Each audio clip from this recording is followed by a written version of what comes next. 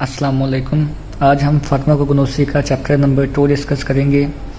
Chapter number 2 का नाम है क्रूड ड्रग्स। सबसे पहले हम डेफिनेशन देख लेते हैं इसकी। अच्छा, क्रूड ड्रग जो है ना वो नेचुरली अकरिंग सब्सटेंस होते हैं, मतलब हम इनको लैब में नहीं बना सकते। ये नेचुरली जो है वो ऑब्टेन होते हैं और अनरिफाइंड होते हैं, मतलब जैसे ही हम नेचुरल सोर्स से इसको लेते हैं और उसी फॉर्म में इसको यूज़ कर रहे होते हैं, इसको प्योरीफाई नहीं किया जाता।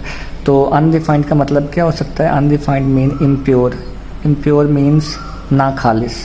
तो क्रूड ड्रग जो है एक तो नेचुरली ऑब्टेन होती हैं और दूसरी जो है ये क्या होती हैं? ना खालिस होती हैं, इम्प्योर होती हैं।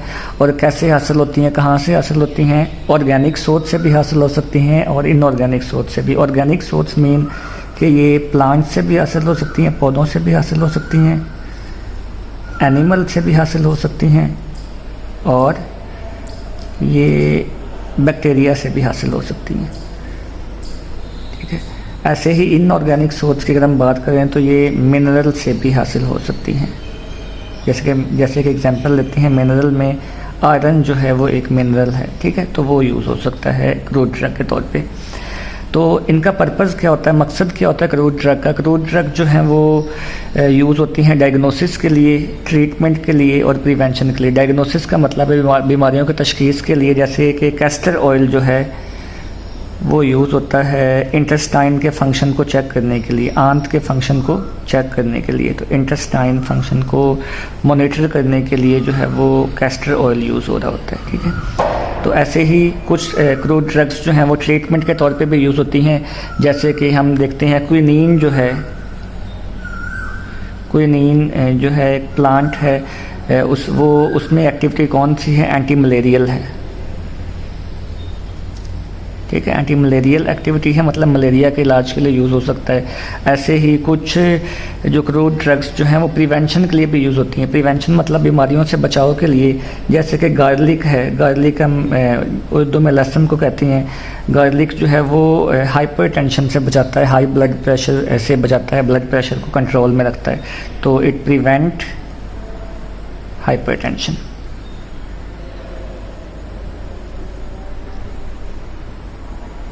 ठीक है, तो ये डेफिनेशन थी। अब क्रूड ड्रग जो है वो पौधों से भी हासिल हो सकती हैं, एनिमल से भी हासिल हो सकती हैं, बैक्टीरिया से भी। पौधों के पत्ते जो हैं वो भी यूज़ हो सकते हैं, पौधों के स्टेम भी यूज़ हो सकती है, पौधों के लीव्स भी यूज़ हो सकते हैं। तो ये क्रूड ड्रग में आएंगे। एनिमल से, एनिमल का पैंक्रियाज भी यूज़ हो सकता है, कोई ऑर्गन यूज़ हो सकता है, ठीक है। तो इस तरह क्रूड ड्रग जो है वो डायरेक्टली हम जो है वो पौधों से लेते हैं, एनिमल से लेते हैं, बैक्टीरिया से भी हासिल हो सकती हैं और मिनरल से भी हम ले सकते हैं। तो अगर हम क्लासिफिकेशन की बात करें तो क्रूड ड्रग जो है उनकी मेन 4 क्लासेस हैं। तो सबसे पहली क्लास कौन सी है? Morphological classification. मॉर्फोलॉजिकल में हम जो है क्रूड ड्रग को क्लासीफाई करेंगे on the basis of their part used, के एनिमल का या प्लांट का कौन सा हिस्सा इस्तेमाल हुआ है, पार्ट यूज। जैसे कि अब इसमें लीव्स आ सकते हैं, कुछ क्रूड ड्रग्स जो हैं वो लीव्स होती हैं, कुछ जो हैं वो स्टेम होती हैं, कुछ पौधों के जो हैं वो रूट्स जो हैं वो ड्रग के तौर पे इस्तेमाल हो रहे होते हैं, कुछ के राइजोम वगैरह जो हैं या फ्लावर वगैरह जो हैं वो इस्तेमाल हो रहे होते हैं क्रूड ड्रग के तौर पे। हम फ्लावर भी लिख लेते हैं, ठीक है।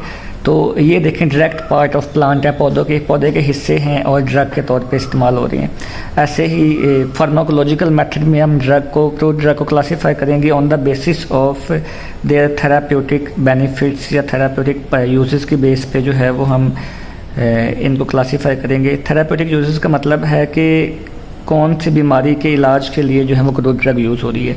अगर तो ड्रग जो है वो यूज़ हो रही है कैंसर के इलाज के लिए तो वो एंटी कैंसरस में आ जाएगी।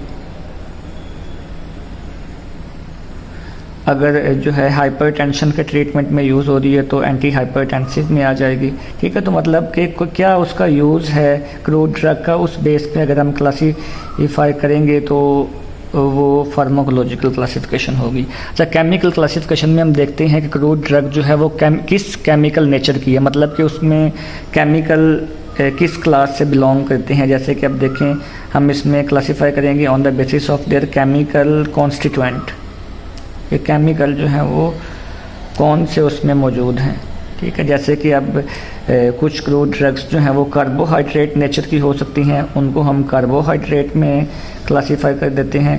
कुछ क्रूड ड्रग्स जो हैं वो अल्कलॉइड्स हो सकती हैं, ठीक है, तो उनको हम अल्कलॉइड्स में क्लासीफाई कर देंगे। ऐसे ही कुछ क्रूड ड्रग जो है वो ग्लाइकोसाइड भी हो सकती हैं।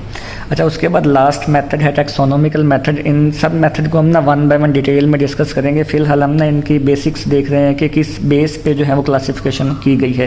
टैक्सोनॉमिकल मेथड में हम ड्रग को क्लासीफाई करते हैं on the basis of their biological origin कह लें, या आप उसको कह लें कि इनके करेक्टरिस्टिक फीचर्स की बेस पे, मतलब कि खसूसियात जो हैं वो सिमिलर कौन सी हैं, सिमिलर करेक्टरिस्टिक्स की बेस पे जो है हम इनको क्लासीफाई करते हैं। जैसे कि अब देखें कुछ ड्रग्स जो हैं वो प्लांट ओरिजिन की हो सकती हैं, प्लांट में अब खसूसियात जो है वो सिमिलर होंगी। कुछ ड्रग्स जो हैं वो एनिमल ओरिजिन की हो सकती हैं। इसमें आगे फर्दर हम फिर kingdom, phylum, class, order, family, genus, species जो है वो डिटेल में देखेंगे। तो फिलहाल आपने ये याद रखना है कि टैक्सोनॉमिकल मेथड में ड्रग को क्लासीफाई करते हैं on the basis of their biological origin, के ड्रग जो है वो किस ओरिजिन से हासिल हुई हैं, प्लांट से हुई हैं या एनिमल से हुई हैं या फिर किसी और सोर्स से हासिल हुई हैं। अच्छा, मॉर्फोलॉजिकल क्लासिफिकेशन में हमने बेसिक देख ली थी कि किस बुनियाद पे होती है, on the basis of part used, के कौन सा जो है वो ऑर्गेनिज्म का हिस्सा इस्तेमाल हुआ है। जैसे कि पौधे के लीव्स इस्तेमाल हुए हैं, स्टेम इस्तेमाल हुई है, या क्या चीज़ इस्तेमाल हुई है, उस बुनियाद पे क्लासिफिकेशन होगी तो वो मॉर्फोलॉजिकल कहलाएगी। अब देखिए मॉर्फोलॉजिकल में भी आगे फर्दर 2 सब टाइप्स हैं। उसमें ऑर्गेनाइज्ड ड्रग्स आती हैं और अनऑर्गेनाइज्ड ड्रग्स आती हैं। ऑर्गेनाइज्ड ड्रग्स जो हैं वो ड्रग्स होती हैं जो पौधे से डायरेक्टली ली जाती हैं। अब देखो पौधे के डायरेक्ट हिस्से कौन से हैं, पौधे के अंदर लीव्स जो हैं वो डायरेक्ट पार्ट हैं पौधे के, ऐसे ही पौधे के स्टेम जो हैं वो डायरेक्ट पार्ट हैं, और रूट्स जो हैं वो भी डायरेक्ट पार्ट हैं। फ्लावर्स जो हैं वो अगर यूज़ हो ड्रग के तौर पे तो उसको हम ऑर्गेनाइज्ड ड्रग बोलेंगे। ऐसे ही जो है राइजोम्स हैं, ठीक है, तो ये डायरेक्ट पार्ट ऑफ प्लांट अगर यूज़ होंगे तो उसको हम ऑर्गेनाइज्ड ड्रग बोलेंगे।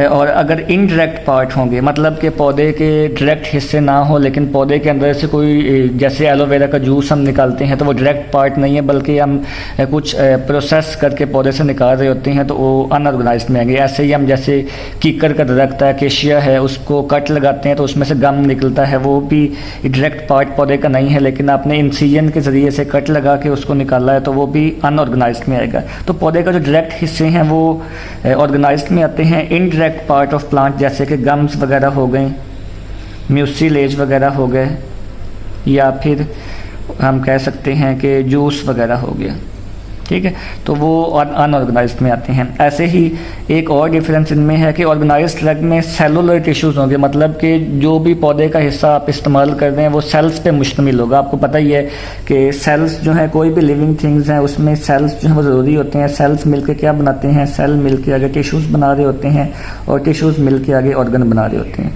तो कम अज़ कम जो है ऑर्गेनाइज्ड ड्रग के अंदर सेल्स या टिश्यूज़ जो है वो होने चाहिए, ठीक है।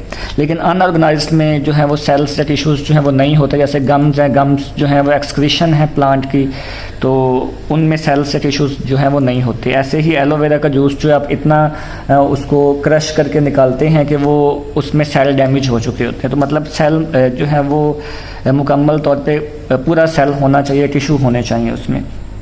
ऐसे ही अनऑर्गेनाइज्ड ड्रग को हम जो है ना पौधे का हिस्सा जो है वो तोड़ के जो है, जैसे लीव्स आप जो है प्लग कर सकते हैं, उतार सकते हैं, या फिर आप पूरा का पूरा पौधा भी इस्तेमाल कर सकते हैं। और ऐसे आपने यूज़ करना है कि वो जो स्ट्रक्चर है, जैसे लीव है तो लीव की शेप चेंज ना हो, लीव जो है वो अपनी असली शेप में रहें, या उसमें एटलीस्ट जो है वो सेल्स जो है ना वो अलाइव रहें या सेल डैमेज ना हो, ठीक है। तो उस तरह आप यूज़ कर सकते हैं उसको।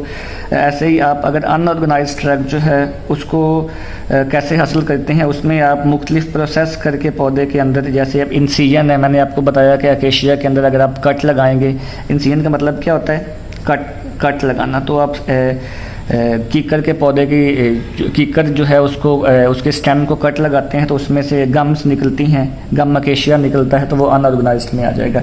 ऐसे ही ड्राइंग प्रोसेस किया जा सकता है अनऑर्गेनाइज्ड ड्रग पे, या एक्सट्रैक्शन के ज़रिए से जो है वो अनऑर्गेनाइज्ड ड्रग जो है वो हासिल की जा सकती हैं, ठीक है। तो इसमें जूसेस वगैरह आ जाएंगे, गम्स वगैरह आ जाएंगे, वो अनऑर्गेनाइज्ड में होती हैं। तो मेन डिफरेंस क्या है, ऑर्गेनाइज्ड ड्रग में सेलुलर टिश्यूज़ होने चाहिए, अनऑर्गेनाइज्ड में सेलुलर टिश्यूज़ नहीं होते। ऑर्गेनाइज्ड ड्रग जो है वो पौधे के डायरेक्ट हिस्सा होते हैं, और अनऑर्गेनाइज्ड ड्रग जो है वो डायरेक्ट पार्ट नहीं होते, बल्कि मुख्तलिफ प्रोसेस से जो है वो पौधे से हम निकालते हैं इनको।